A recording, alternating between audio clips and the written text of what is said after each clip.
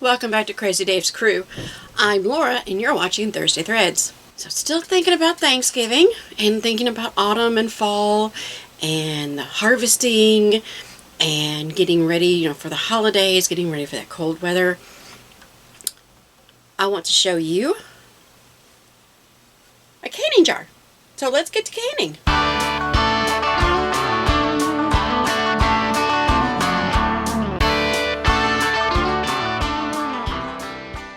After the harvest, you're preserving your food, and now's the time, a lot of people are doing canning.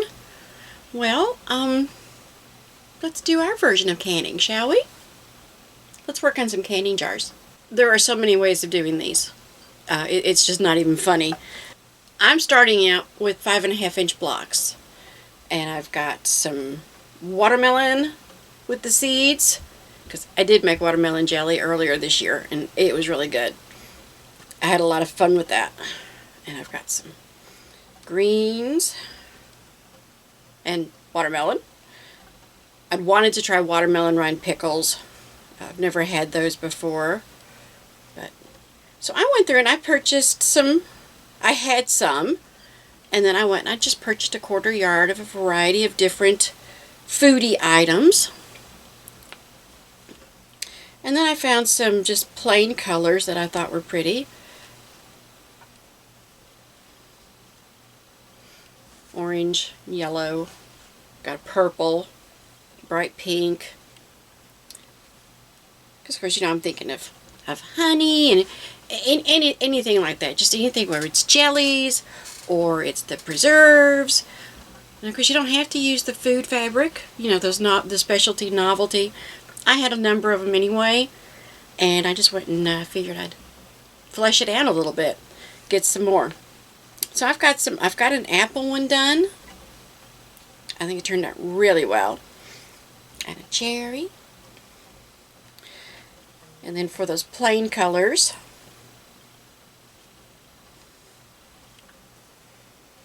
it definitely looks, and where this is going to be so colorful and so busy, I did decide to use white as my background. And this is just the Waverly white from Walmart. And then I used it's like a gray, and it had darker gray swirlies. But I was like, it's going to be so busy. I'm going to go with white as my background. But to start with, I have 5.5-inch blocks. I cut my white. I have a nice stack of 1.5-inch squares of white. And my gray for the jar top, I did 1.5-inch wide and 3.5-inch long. So let's recap. For this one, I've got 5.5-inch squares for the main portion of my jar. I have 1.5-inch squares of my white. I also have 1.5-inch strips. So I've got some 1.5-inch squares, and I've also got 1.5-inch strips. And then for my jar top, it's 1.5-inch by 3.5. All right, let's get started. So I'm going to take my 5.5-inch square. I'm going to put one of my little squares in each corner.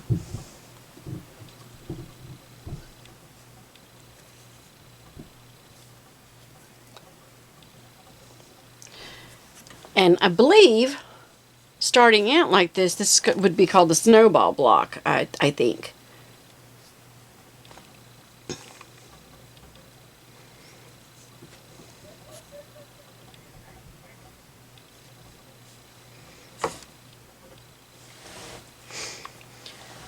And I'm going to sew here to here, here to here, here to here, and here to here, just along the just corner to corner on each one of these. Let's do that. Where these are so little and where I'm using white, I kind of made the decision I didn't want to mark them. Because I didn't want any colors, bleeding through. And where it's so small, you can just eyeball it. So I'm just going to take it from here to here. And just I'm just going to kind of eyeball it.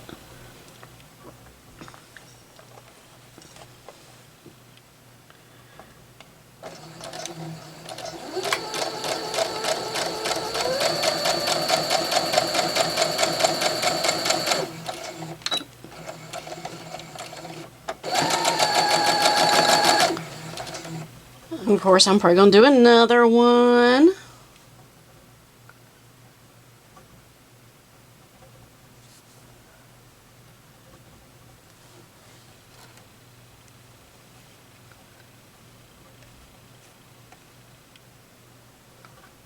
So I'm just going to go corner to corner, just kind of eyeballing it.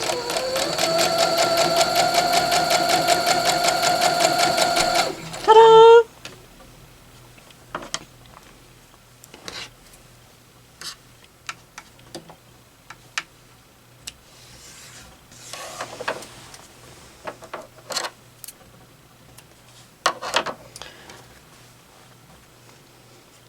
So I'm going to do that on all four corners. I'm also going to take my gray and my white blocks, and I'm just going to put a block on each side. Too easy, right?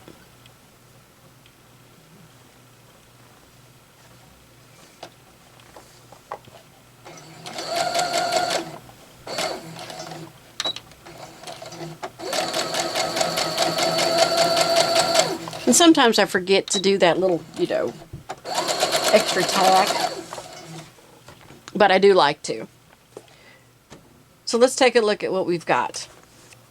So I already had some ready. Alright, so be paying attention because we're coming up to the really, really, really difficult part of it.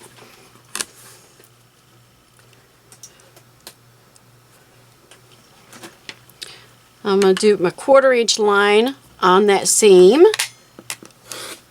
and I'm going to trim that off.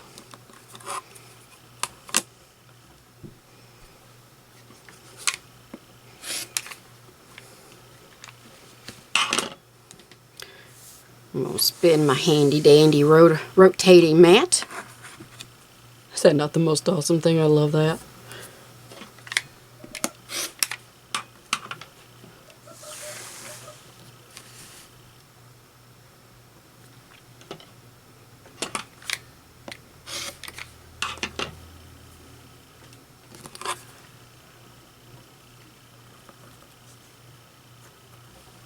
So that's what we have so far.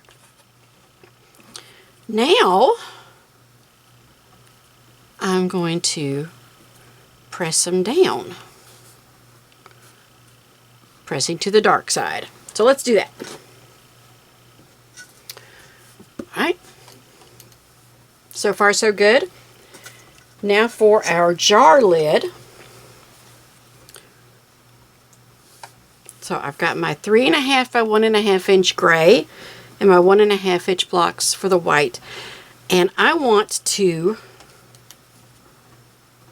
this is one time when I want to push them out to the white, because that's going to help me place it here for the top of the jar. And you can tell my earlier ones, I had it kind of off kilter. But that's not too bad. But what I want to do is I want to look, okay, so there's those seams.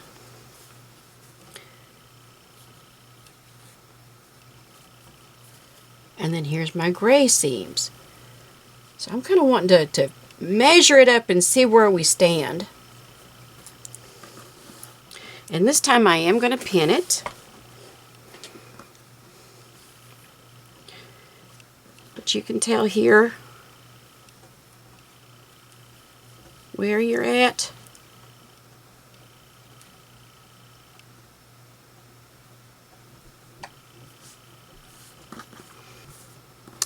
and it's okay if it's not perfect, but the more of these I do, the better I'm getting at them, at getting them centered. So that's kind of neat. And then I'm just going to sew that down right across the top. And that's what we have. So far, so good.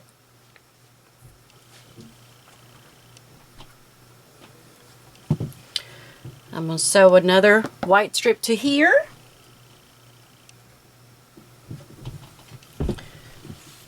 And then going to bring it all together with one along the side.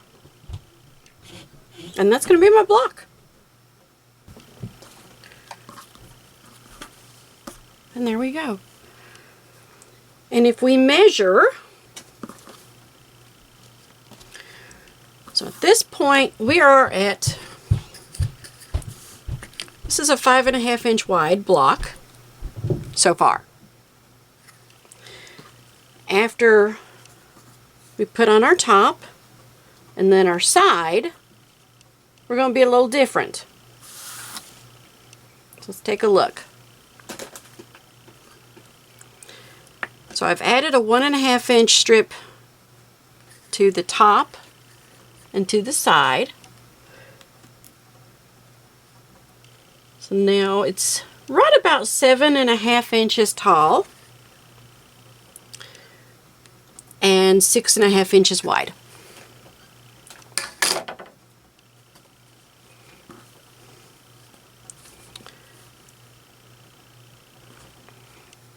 And that's what they'll look like when you put them together.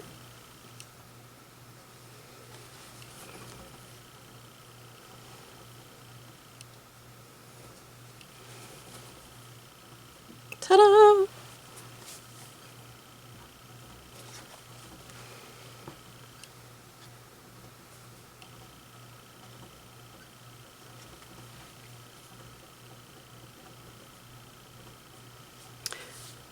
And I think that is just super, super cute.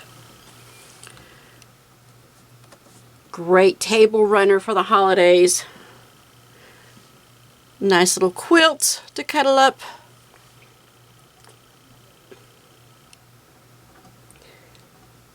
And so super easy that it is not even funny.